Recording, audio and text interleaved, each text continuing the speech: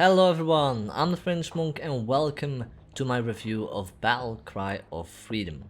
Everything you're about to listen to is considered my opinion and in no way meant to be an objective analysis of the game.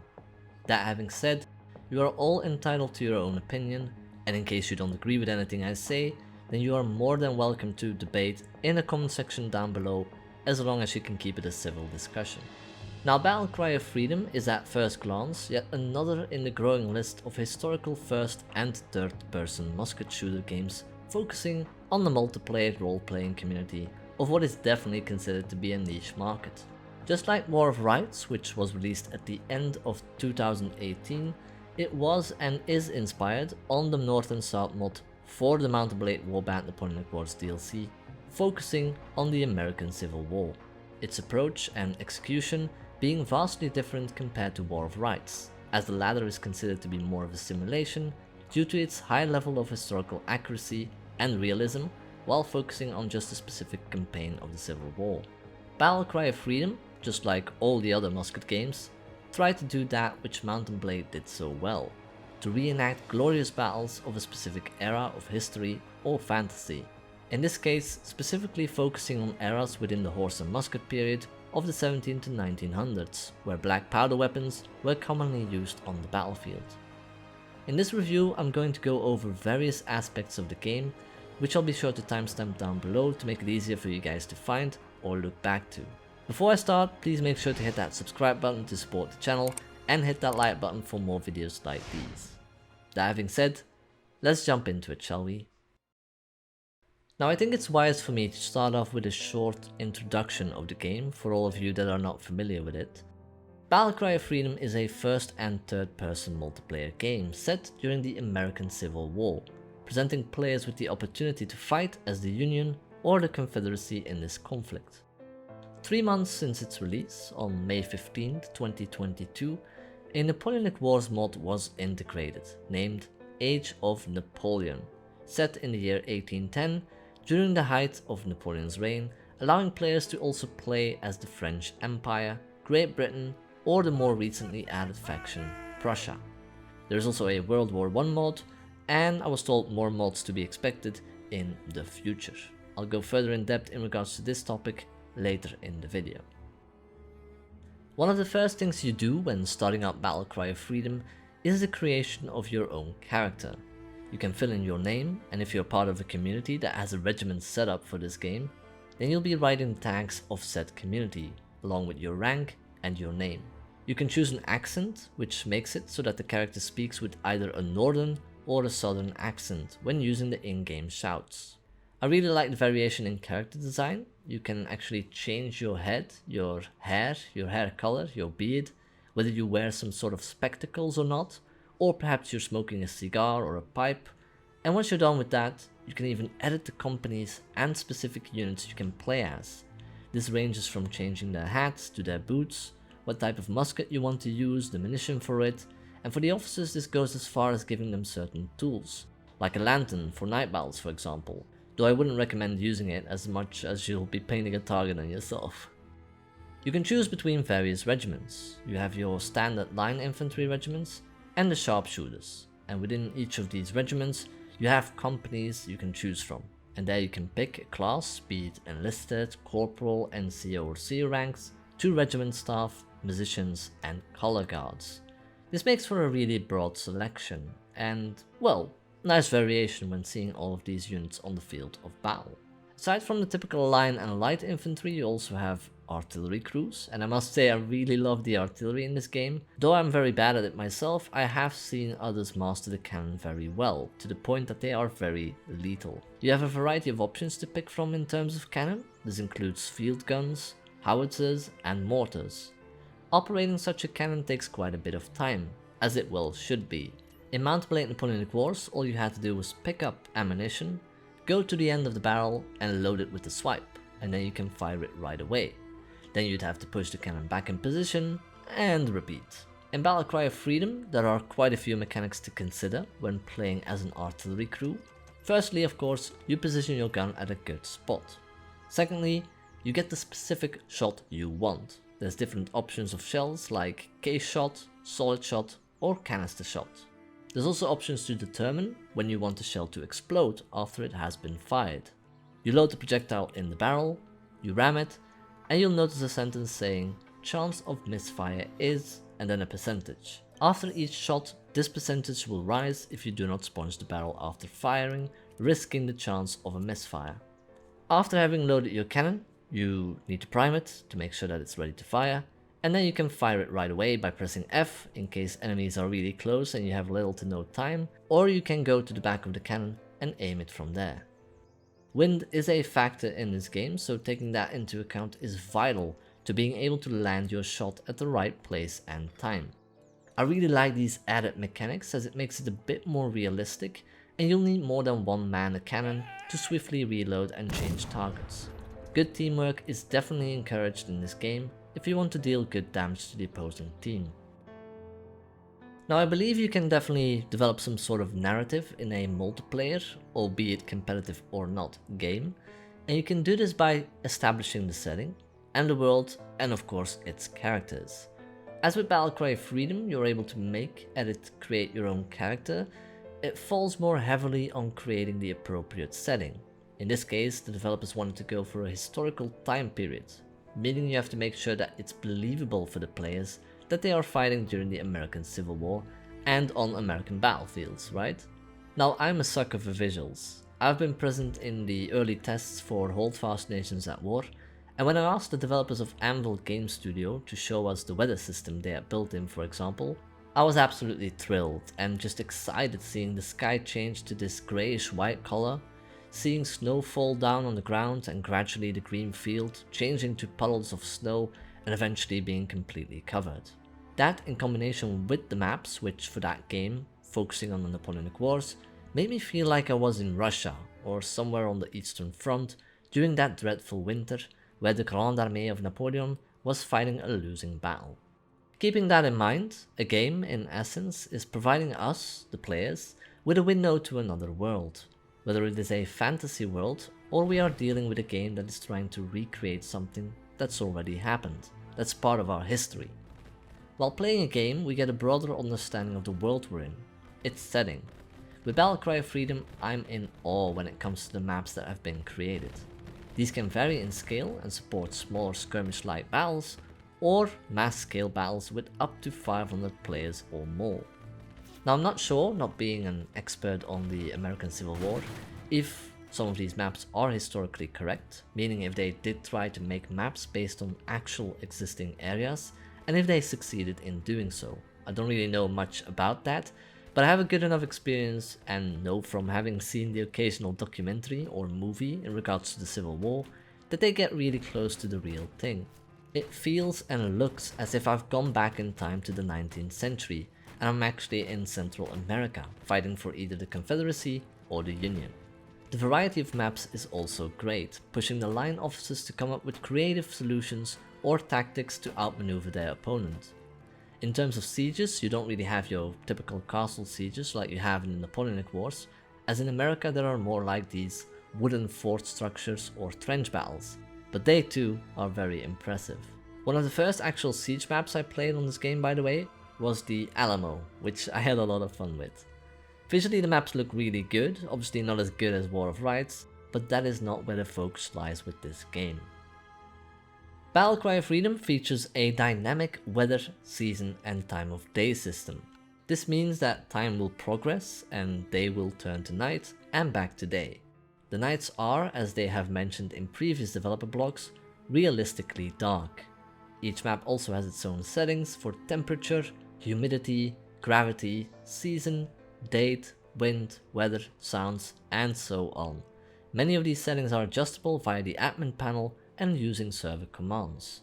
All these systems are not just there to show the beauty of this game, but they actually have an impact on gameplay mechanics, which is something I'm definitely a fan of. So think about the wind, right? Varying in strength from slow to very windy, the values of which affecting the direction of where bullets will land and thus where you'll have to aim your weapon. All this, in my humble opinion, adds to the realism and further immerses the player into this world, or should I say battle, as while it progresses, nature may side with or against you. Parts of the environment are also destructible, either by cannon shot, lightning, or your personal weaponry. This further adds to that immersion, as I just mentioned, that you'll see the terrain get affected by a long ongoing battle. They'll never know it. Oh god. Oh, No. This is hella cinematic. hey. No. I'm just waiting for the light. Shot right face, hot light shots, breaking it up, breaking it up. I mean, Battlecry of Freedom's gameplay, and more importantly its close combat, is inspired by the 4-directional melee system of Mount & Blade, just like many of the other musket games that came out ever since the Napoleonic Wars DLC for Warband was released. None of them, and I'll repeat again, none of the musket games, not Holdfast, not Prime and Load, definitely not War of Rights, or even Battlecry of Freedom, come as close to the great melee mechanics of Mount & Blade Napoleonic Wars. Though I must say that Battlecry of Freedom in my opinion is easily the best of the bunch, if you don't count in Bannerlord when it comes to those close combat mechanics. It definitely feels as if my skill level from Mount & Blade is transferable to this game, which is something I've never had or experienced with any of the other musket games. It feels very smooth, that easy to learn, hard to master kind of thing, though compared to Mount & Blade, it does rely more heavily on teamwork than just individual skill. I have seen players manage to clutch games in a 1v4, though with great effort and some luck on your side. Lucky. That's That was right. a good try there. As for the shooting aspect, you start off with a loaded musket or pistol whenever you enter a server and spawn in. Right mouse button will make you aim, left mouse button is to fire. You can aim in third or first person, or even down the sights, keeping in mind the direction of the wind as well as the distance to your target. I like the extra features, such as a compass on the top of your screen, allowing you to more accurately share information on where to gather your men, or where the enemy's position is relative to yours. The different musket to choose from when creating or editing your character's loadout, each with its pros and cons. You're also able to sprint now for a specific amount of time, making it possible to line up, fire a volley, and quickly move to another position, making it more easier to wage some sort of guerrilla war, especially as lights, as you'll be able to ambush enemy units and quickly retreat. Battlecry of Freedom is, in my once again humble opinion, more fun if you are part of an already existing community or you have a group of friends you can play with, though you can also go on public servers and play by yourself. The thing is, you can work together in team and achieve victory conditions more easily than when you are just by your lonesome. The in-game voice chat helps players to communicate with others and gives officers of line, lights or artillery regiments the ability to talk with players that are not part of their outfit. This further enhances the bond between public players and regiments if they choose to communicate via this way, as you'll always have players that prefer working alone. This in-game voice chat feature was introduced to this niche and used by the developers of Holdfast Nations at War. It's actually part of the formula that made them very popular on TikTok and other social media, due to the funny videos and memes coming from that community. Hey, Hey, guys, run away! Hey, you! Run away! Yeah, make sure you subscribe to the French Monk. Who's the French monk? He's like a Nigel YouTuber. Farage. He does hold fast YouTube. He doesn't do enough hold fast. He doesn't do enough of it. He needs to do more. So, in short, Battlecry of Freedom has a lot of potential. Now, as it's another musket game and has quite a few competitors in this niche, I'm trying to look at the unique qualities it has, or at the very least, what it improves upon in comparison to the others, right? What it does really well is setting the correct atmosphere. Its level of detail to certain mechanics that affect one another, such as weather and wind affecting the physics of where your bullets will land, and these are things that the player now has to factor in when fighting a battle. As far as the melee mechanics go, this game executed it in a way that made it feel as if it was a continuation of my Mount & Blade Napoleonic Wars skill level. This is something that the other musket games have not been able to achieve as well, though I need to add that with some of those games, the developers intentionally focused on reaching other target groups. I also need to add that as far as close combat gameplay goes, the only game to ever properly succeed Mount & Blade and its Napoleonic Wars DLC so far is in fact Bannerlord, though that's somewhere to be expected. Battlecry of Freedom also offers a variety of game modes you can choose out of. You got your standard battle mode where you have just the one life, you die, and there's no respawn until the next round, and this is where line battle events are fought using this particular game mode. You have deathmatch and team deathmatch, where you can spawn over and over again until the round ends and whichever team with the most points wins. There are also siege battles, where you can attack or defend a certain fortified position, and there are commander battles where you can take command of a group of AI soldiers. The same rules apply as battle mode, meaning that if you die, you'll respawn as one of your bots, but if your entire group is dead, then you'll have to wait till the next round. The new Commander Conquest mode actually offers the best of both the Commander Battle mode and the Conquest mode, in which you have to capture and hold strategic points on the map, allowing players to respawn and making this in a continuous fight, until of course the timer runs out or you reach the certain amount of points necessary to win. Battle Cry of Freedom, like any multiplayer game to be fair, relies on a strong, healthy and loyal community. This is both its strength as its weakness. Mountain Blade Napoleonic Wars was popular back in 2012 because it was the only black powder game of its sort on the market back in the day. Today, Battle Cry of Freedom has to match up against several musket games and projects, many of which arrived prior to its release. This is why I refer to this game in the title of my video as great, yet the timing of its release not being ideal. The developers have to try and convince the already small player base that their game is great and should be played as well. We know that some of the musket projects that were launched in the past few years were not received well by large portions of the Mountain Blade Napoleonic Wars community. I know, for example, of many players within my own community that bought Holdfast in 2017 and they did not like the melee system or the style it was going for. Ever since then, many of them have been hesitant when it comes to buying another one of these games, and they continue playing Mountain Blade Napoleonic Wars to this day, and they anxiously await musket mods for Bannerlord. Having asked Aster, one of the lead developers of the Age of Napoleon mod for Battle Cry of Freedom, he believes that the player base will grow. With the addition of cavalry, more mods and eras, they're hoping to draw in more players. Now I'm really worried when it comes to adding the cavalry branch to this game. When the developers of Holdfast introduced cavalry, I did not like that class for its clunky mechanics, and it was and is really overpowered against infantry. While Bannerlord has actually nailed it when it comes to the smooth gameplay, showing both the cavalry class's strengths as well as its weakness of being halted or bogged down by infantry. It's balanced. Get this unit wrong and you will cause quite a bit of damage. Battle Cry of Freedom started as an American Civil War game, yet quickly within the first 3 months it's already provided us with both World War I units as well as Napoleonic Wars units and laser battles. With more eras expected to come, it's telling that they're trying to appeal to as many players as possible, as everyone has their own favorite time period. I'm skeptical when it comes to the variety and whether or not there's a chance they may lose the identity of their game. It's called Battle Cry of Freedom, after all, named after the song written in 1862 by American composer George Frederick Root. It's a patriotic song of the Union. Having all these eras in simply because other musket games are doing this in order to best them, I don't really know about that. Perhaps it's just wise to focus on 1 or 2 eras and perfect them and the game before getting ahead of yourself. That having said, I encourage you to try out Battle Cry of Freedom. The developers recently allowed players to download and launch the demo again, which is pretty much a free version of the game, allowing you to play for an unlimited amount of time, yet with the restriction of certain units.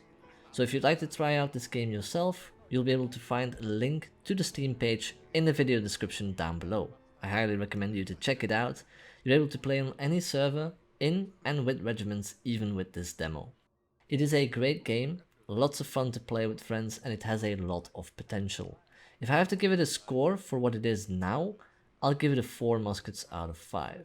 If you want to share your view on the game, any pointers, or you want to discuss it further in the comment section down below, please do. Just remember to keep it civil, and if you want me to go more in depth, I didn't want to go too far in depth as I feel like it might drag the video out or something, then yeah, just leave a comment as well. I want to thank you all for watching, and I hope to see you in the next video. Take care everyone.